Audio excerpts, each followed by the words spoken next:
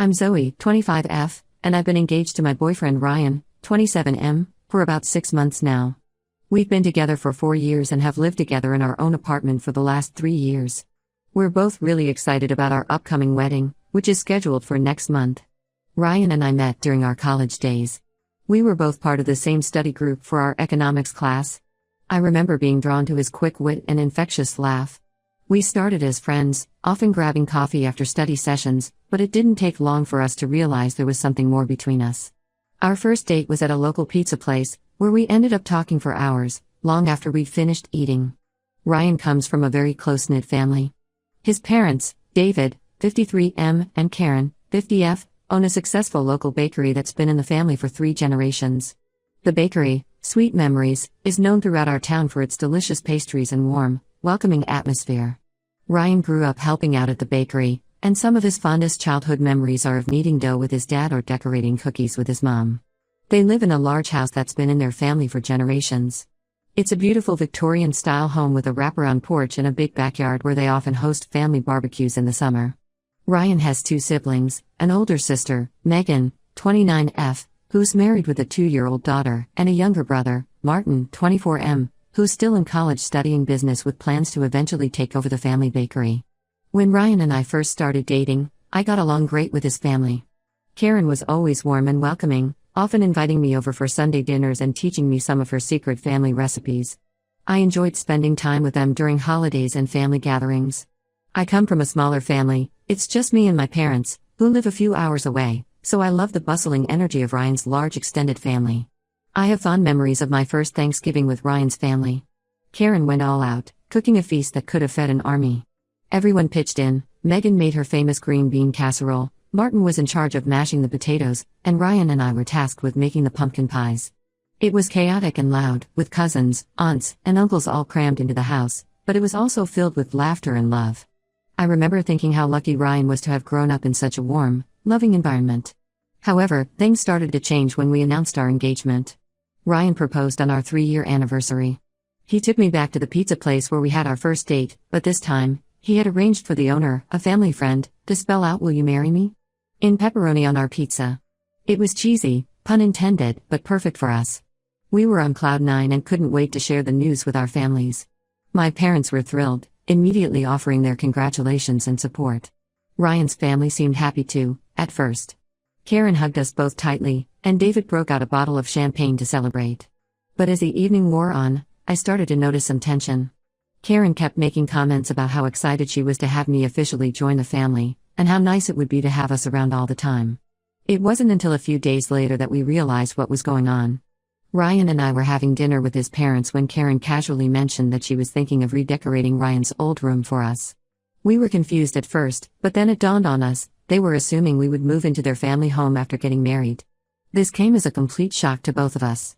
We had never discussed this with them and had always planned on continuing to live in our own place. When we told them about our plans to stay in our apartment, Karen especially seemed upset and disappointed.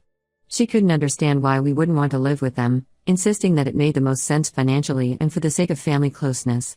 At first, it was just subtle hints and comments about how nice it would be to have us living there. Karen would mention how lonely the house felt with just her and David, or how much easier it would be for us to save money if we didn't have to pay rent. But as the wedding got closer, the pressure intensified. Karen started talking about how she was preparing Ryan's old room for us, buying new curtains and bedding. She talked about how excited she was to have us there, to be able to have breakfast together every morning and family dinners every night. We tried to gently remind her that we had our own place, but she just brushed it off, saying things like, "Oh, you'll change your mind once you see how nice it'll be." Things came to a head last week when we had dinner at Ryan's parents' house. It was supposed to be a nice family dinner to discuss some wedding details. Megan and her husband were there with their daughter, and Martin had come home from college for the weekend. Everything seemed fine at first, with everyone cooing over Megan's daughter and talking about Martin's classes. But then Karen brought up the topic again, asking when we planned to move our things over. When we firmly told her that we weren't moving in, she got visibly upset. The room fell silent, and I could feel everyone's eyes on us. David tried to calm her down, but she went on a long rant about family values and how we were abandoning them. Karen accused us of being selfish, saying that families should stick together and that by choosing to live on our own, we were rejecting them.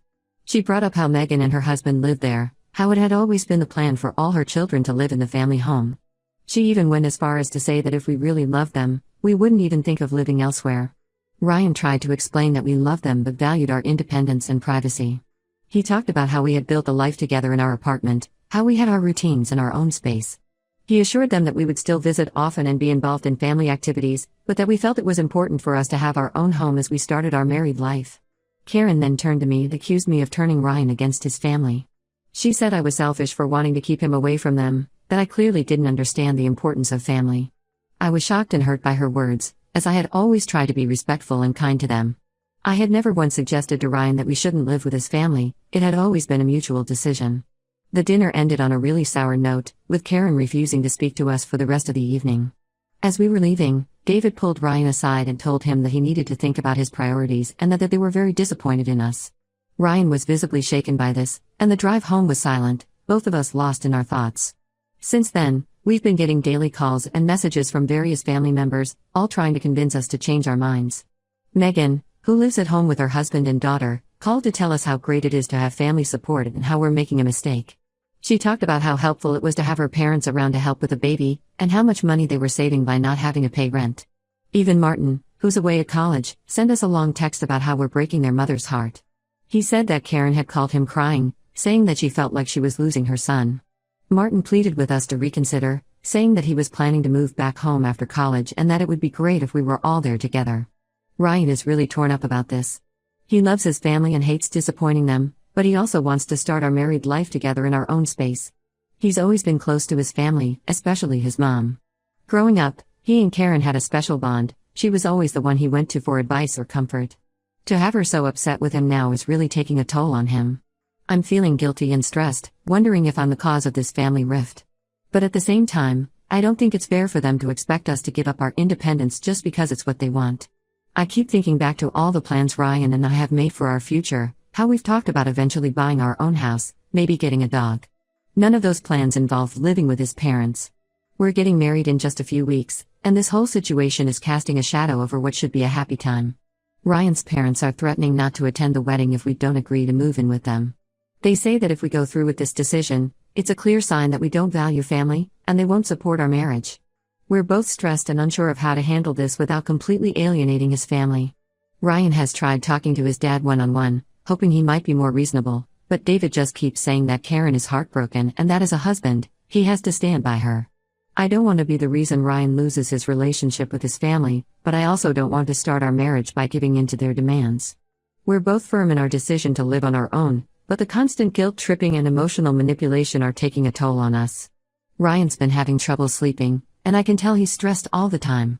We've talked about possibly postponing the wedding to give everyone time to calm down, but we've already put down non-refundable deposits and sent out invitations.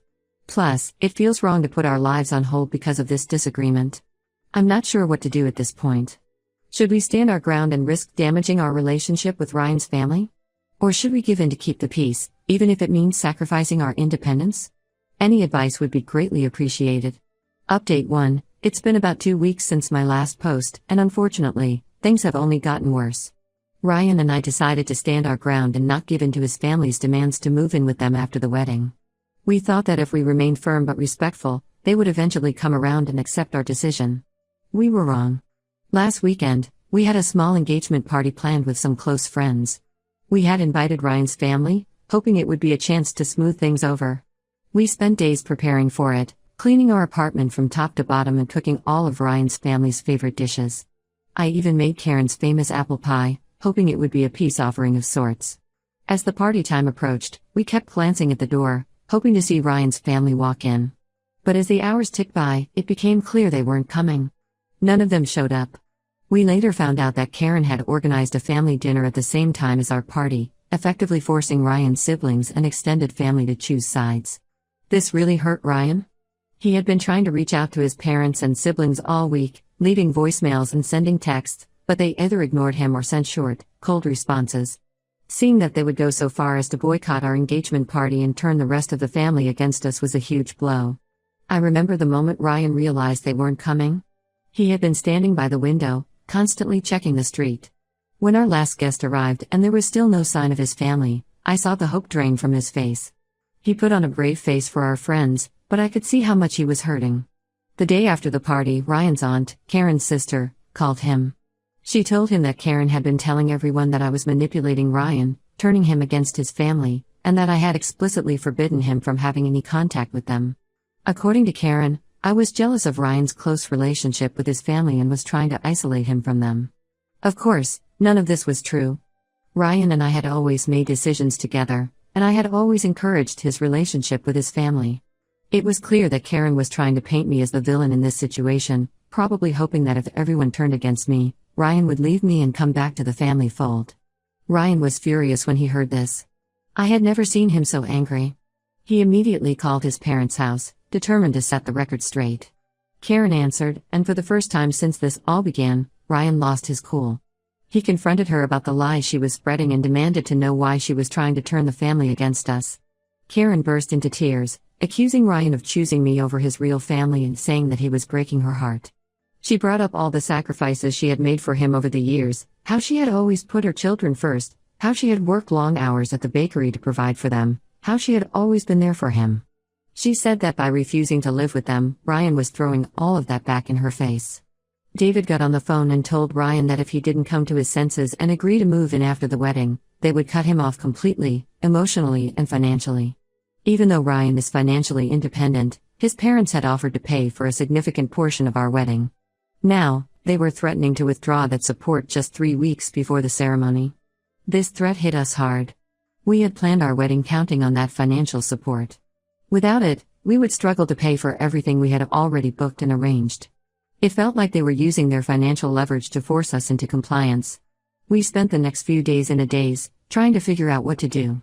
We looked at our budget and realized that without his parents' contribution, we would have to either postpone the wedding or significantly scale it back. Ryan was torn between standing up for our decision and not wanting to hurt his family or ruin our wedding plans. I suggested we could take out a loan to cover the costs, but Ryan was hesitant to start our married life in debt. We considered asking my parents for help, but I knew they couldn't afford to contribute much more than they already were.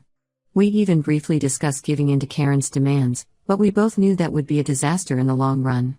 After a lot of discussion and tears, we made a decision. We decided to cancel the big wedding we had planned and instead have a small, intimate ceremony with just our closest friends. It's not what we had originally envisioned, but we realized that starting our marriage on our own terms was more important than a lavish ceremony. Making those cancellation calls was heartbreaking. We had to let go of the beautiful venue we had booked, cancel the caterer, and tell the band they were no longer needed. Each call felt like we were chipping away at the dream wedding we had planned. But at the same time, there was a sense of relief.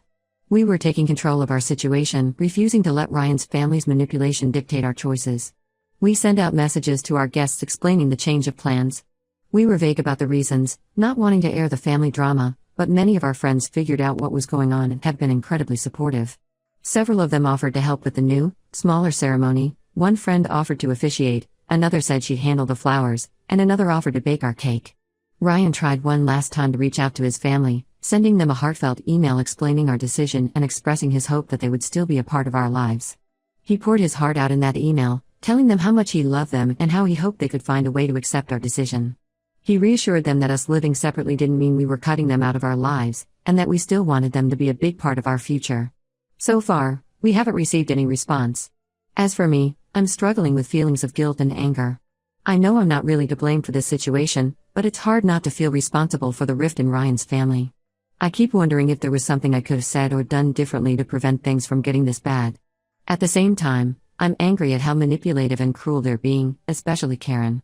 It hurts to see how much pain they're causing Ryan, and I'm finding it hard to imagine ever having a good relationship with them again, even if they do come around. Ryan is putting on a brave face, but I know he's hurting deeply. He's started seeing a therapist to help him process everything that's happening. I can see how conflicted he is. On one hand, he's angry at his family's behavior and sure of our decision, but on the other hand, he misses them terribly and feels guilty for disappointing them. There are moments when I catch him looking at old family photos with a sad expression, and it breaks my heart. We're trying to focus on our love for each other and the life we're building together, but it's hard when this dark cloud is hanging over us. We're both having trouble sleeping, and there's a tension between us that wasn't there before. We're not fighting, but there's a heaviness in our interactions, a sadness that we can't seem to shake. Our new, smaller wedding is in just 2 weeks. We're both anxious about whether Ryan's family will make any last-minute attempts to disrupt it or if they'll maintain their silence. We've warned a few friends who will be attending about the situation, just in case Karen or anyone else tries to show up and cause a scene. It's sad that we even have to consider these things for what should be the happiest day of our lives. Either way, we're determined to go through with it and start our married life together, with or without their blessing. We know it won't be easy, but we're committed to supporting each other through this difficult time. We're hoping that once we're married and they see that we're happy and doing well on our own, maybe they'll come around. But we're also preparing ourselves for the possibility that this estrangement might be long-term or even permanent. I never imagined that planning our wedding would be like this. Instead of choosing flowers and tasting cakes, we're strategizing how to handle potential family drama and mourning the loss of relationships we thought would last a lifetime. But through it all, Ryan and I have grown closer. We're facing this challenge as a team, and I know that whatever happens, we'll get through it together. Update 2. It's been about a month since my last update, and a lot has happened. Our small, intimate wedding ceremony took place 2 weeks ago, and while it wasn't what we originally planned, it turned out to be a beautiful and meaningful day. In the days leading up to the wedding, we braced ourselves for potential drama from Ryan's family. We had nightmares about Karen showing up and causing a scene, or about receiving a cease and desist letter from a lawyer. The stress was taking its toll on both of us. Ryan was losing weight, and I was breaking out in stress-induced hives. To our surprise, we received a text from Megan, Ryan's sister, 2 days before the ceremony. She said she and her husband wanted to come to the wedding and that she was sorry for how things had escalated. We were cautiously optimistic and told her we'd be happy to have them there, but we also warned her that if this was some kind of ploy orchestrated by Karen, we wouldn't hesitate to ask them to leave. On the day of the wedding, Megan and her husband showed up. It was a bit awkward at first, but they seemed genuinely happy to be there. Ryan was emotional seeing his sister, and they had a long, private conversation before the ceremony. Megan explained that she had started to see how manipulative their mother was being and that she didn't agree with how Ryan was being treated. She said Martin, their younger brother, felt the same way but was afraid to go against their parents. Megan shared some details about what had been happening at home. Apparently, Karen had become increasingly erratic, oscillating between bouts of tears and fits of rage. She had been calling Ryan's childhood friends, telling them not to attend the wedding. She had even gone so far as to call my workplace, trying to convince my boss that I was unstable and should be fired. Thankfully, my boss knew me well enough to dismiss Karen's claims. However, Ryan's parents and younger brother were noticeably absent. We later found out that Karen had forbidden Martin from attending and had apparently thrown a fit when she learned Megan was going. Despite this, we tried not to let it overshadow our day. The ceremony itself was lovely. We held it in a small, picturesque park near our apartment. Our close friends rallied around us, helping with everything from setting up chairs to taking photos. The intimate setting allowed us to really feel the love and support of those present. Ryan was emotional during his vows, and I could tell he was thinking about his absent family members, but he also seemed more certain than ever about our decision to start our life together on our own terms. After the ceremony, we had a small reception at our favorite local restaurant. The owner, who knew about our situation, had closed the place to other customers and decorated it beautifully for us. It wasn't the grand reception we had originally planned, but it was perfect in its own way. We danced, laughed, and celebrated with the people who truly cared about us. After the wedding, we went on a short honeymoon. It was a much-needed break from all the drama, and it gave us time to reflect on everything that had happened and to start planning our future. We spent long hours talking about what we wanted our life together to look like, how we would handle future interactions with Ryan's family, and how we could build our own traditions and support system. When we returned, we found out that Karen had escalated her campaign against us. She had apparently been posting on social media about how her son had abandoned the family and how I had stolen him away. She shared old family photos with captions about how happy they used to be before I came along. Some extended family members and family friends had been reaching out to Ryan, concerned about what they were hearing. Ryan decided it was time to set the record straight. He wrote a long, detailed post explaining our side of the story, how we had always planned to live independently, how his parents had tried to manipulate us into moving in with them, and how they had ultimately chosen to cut us off when we didn't comply with their demands. He was respectful but firm, making it clear that while he loved his family, their behavior had been unacceptable. The response to Ryan's post was overwhelming. Many family friends and even some extended family members reached out to offer their support. They shared stories of how Karen had tried to control their lives too, and how they had struggled with setting boundaries with her. It was eye-opening for Ryan to realize that this wasn't just about us, but part of a larger pattern of behavior. Megan called us a few days after Ryan's post went up. She said that Karen was furious about the post and had been ranting about taking legal action for defamation. We're not too worried about that, as everything Ryan said was true, but it's still stressful to think about. On a more positive note, Megan said that Martin had read the post and it had really opened his eyes to the situation. He's still living at home while finishing college, so he's in a tough position, but he sent Ryan a supportive text. It meant a lot to Ryan to know that his siblings were starting to understand and support our position. As for David, Ryan's dad, we haven't heard anything directly from him. Megan told us that he's been very quiet about the whole situation and she thinks he might be starting to see how unreasonable Karen is being, but he hasn't taken any action to reach out or mend things with us. Ryan is doing better emotionally. He's sad about the situation with his parents, especially his mom, but he's also angry about how they've behaved and more certain than ever that we made the right decision. He's continued seeing his therapist, which has been really helpful for him in processing all of these complex emotions. We're focusing on settling into our married life and making plans for our future. We've talked about possibly moving to a new city for a fresh start, away from all this drama. Nothing's decided yet, but it's something we're seriously considering. The idea of building a life somewhere new, where we're not constantly worried about running into Ryan's parents or dealing with the fallout from this situation, is appealing. For now, we're taking things one day at a time. We're grateful for the support we've received from friends and some family members, and we're committed to building a life together based on mutual respect and independence. It's not the start to married life we imagined, but we're facing it together, and that's what matters most. Update 3. It's been about 2 months since my last update, and I wanted to share some significant developments in our situation. Shortly after my last post, we received an unexpected visit from David, Ryan's father. He came to our apartment one evening, looking tired and apologetic. He said he had finally stood up to Karen and told her that her behavior was unacceptable. Apparently, this led to a huge argument between them, and David had been staying with a friend for the past week. David apologized profusely for not intervening sooner and for allowing Karen's manipulative behavior to go on for so long. He admitted that he had always known it was wrong but had found it easier to go along with her demands than to confront her. Ryan was emotional during this conversation, expressing both his hurt at David's previous inaction and his appreciation for him finally taking a stand. We learned from David that Karen's behavior had been escalating. She had been calling and harassing our wedding guests who had attended our ceremony, accusing them of betraying the family. She had also shown up at Megan's house and created a scene when Megan refused to cut ties with us. This had apparently been the last straw for David.